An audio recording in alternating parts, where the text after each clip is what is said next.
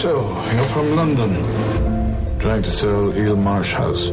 Yes. You won't find a local buyer. The sooner the house is sold, the sooner people can move on.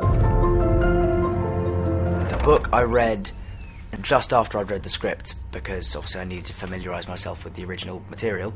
And yeah, I mean, in terms of the story, it's just a great classic ghost story. I mean, there is something so chilling about it and resonant now. It doesn't feel, because even though it is obviously a period film, it doesn't feel like that particularly. You know, it feels like it has it's a kind of a modern tone to it. Please don't go back to the house. She's there.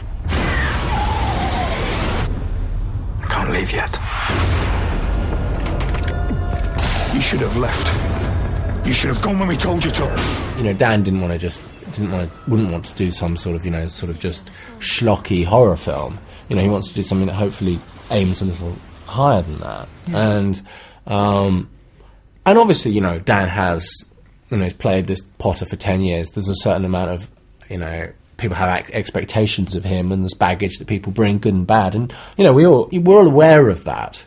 But I just think actually what's been so fantastic is the ability to say, look, judge him on his performance, look how great he is. It's a complete reinvention of Dan. What's been so gratifying is seeing people just saying what a revelation Dan's performance is. Totally. And just being blown away by how brilliant he is and how it's we haven't seen him like that. And people thinking, you know, they have an image of Dan over there and then seeing him in this over here, and I think that's been great. Yeah.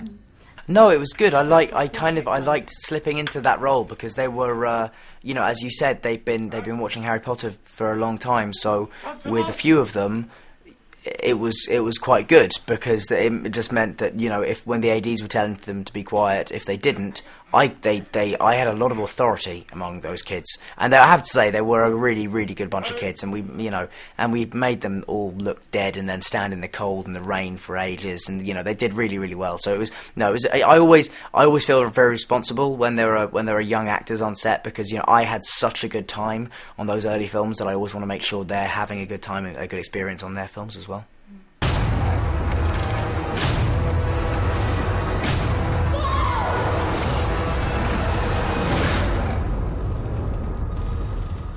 She's always there.